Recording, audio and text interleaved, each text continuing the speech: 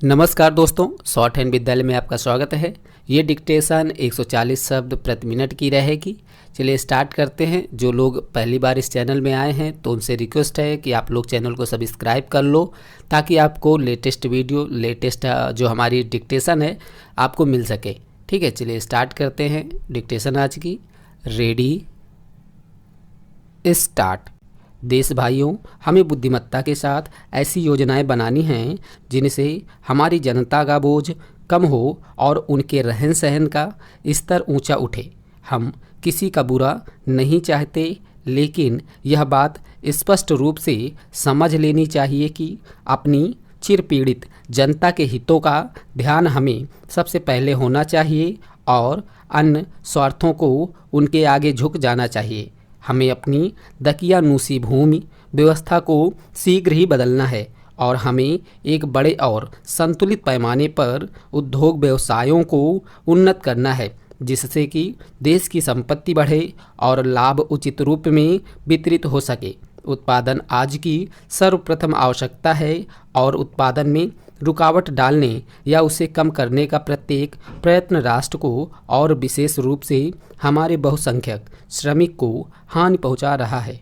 लेकिन केवल उत्पादन पर्याप्त नहीं, क्योंकि इसका परिणाम यह हो सकता है कि संपत्ति खींचकर कुछ थोड़े से हाथों में आ जाए। उन्नति के मार्ग में यह बाधक होगा और आज के प्रसंग में अस्थिरता और संघर्ष उत्पन्न करेगा। अतएव समस्या को हल करने के लिए उचित और न्याय संगत वितरण अत्यंत आवश्यक है। भारत सरकार के हाथ में इस समय जल प्रवाह के नियंत्रण द्वारा नदियों की घाटियों के विकास की, बांधों और जलागारों और सिंचाई के साधनों के निर्माण और पनबिजली की शक्ति के विकास की कई बड़ी योजनाएं हैं। इनसे खाने की वस्तुओं के उत्पादन में तथा सभी तरह के औद्योगिक विकास में सहायता मिलेगी। ये कार्य सभी योजनाओं के लिए बुनियादी हैं और हम इन्हें जल्दी से जल्दी पूरा करना चाहते हैं, जिससे कि जनता को इनका लाभ मिल सके। इन सब बातों के लिए शांति की स्थिति और सभी संबंधित लोगों का सहयोग और कठिन श्रम निरंतर आवश्यक है। इसलिए हमें इन महान और करने योग्य कामों में लग जाना चाहिए और आपस में झगड़े फसाद को भूल जाना चाहिए। झगड़ा करने का समय अलग होता है और मिलजुल कर उद्योग करने का अलग, काम करने का समय अलग होता है और खेल कूद का अलग। आज ना झगड़ा करने का समय है, न बहुत खेल कूद का। यदि हम अपने देश और अपनी जनता के साथ विश्वासघात नहीं करना चाहते तो आज हमें एक दूसरे से सहयोग करना चाहिए और मिलजुल कर काम करना चाहिए और यथार्थ सद्भावना से काम करना चाहिए। मैं कुछ शब्द नागरिक तथा सैनिक राजसेवकों से कहना चाहूँगा। पुराने अंतर और भेद मिल गए हैं और आज हम सभी भारत के स्वतंत्र बेटे और बेटियां हैं और अपने देश की स्वतंत्रता का तथा उसकी सेवा में लगने का हमें गर्व है। हम समान रूप से भारत के प्रति निष्ठा रखते हैं। हमारे सामने जो कठिन समय है उसमें हमारे राजसेवकों और विशेषज्ञों को बड़े महत्व का भाग लेना है और हम एक साथी की भांति उन्हें भारत की सेवा में लगकर ऐसा करने का बुलावा देते हैं।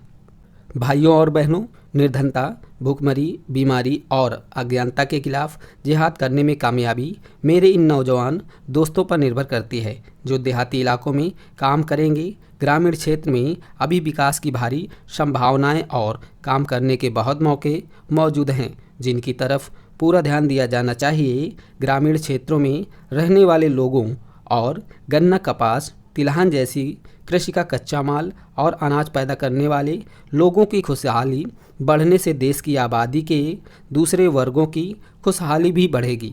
ग्रामीण क्षेत्र में प्रबंध योग्यता की कमी और संगठन के न होने के कारण असली उत्पादकों को अपनी उपज के सही दाम नहीं मिल पाते। संगठन में सुधार और आधुनिक प्रबंध प्रणाली को लागू करने से इस कमी की पूर्ति हो जाएगी और गांव के लोगों को उससे वे लाभ हासिल हो सकेंगे, जिन्हें संगठित ग्रामीण विकास के लिए लागू किए जा रहे विभिन्न प्रोग्रामों और योजनाओं के जरिए उन तक पहुंचाया जाना है।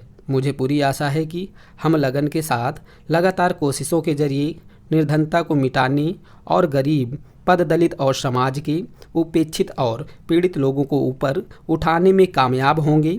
यह कोई आसान काम नहीं है। मैं एक गांव का रहने वाला हूं और मैं अच्छी तरह जानता हूं कि शहरों में पढ़े लिखे व्यक्तियों के लिए लोगों की आकांक्षाओं को समझकर उनसे घनिष्ठता कायम करना कितना मुश्किल होता है। देहाती इलाकों में जो ताकतें काम कर रही हैं उन्हें समझना और उन पर काबू पाना भी कठिन होता है। फिर भी मुझे यकीन है कि इस बेजोड़ संस्थान में जो तालीम आपने हासिल की है उससे न केवल आपका ज्ञान और कार्यकुशलता बढ़ी है बल्कि देहात के गरीब लोगों की सेवा करने के लिए दृढ़ निश्चय और हिम्मत भी आप लोगों में पैदा हुई है।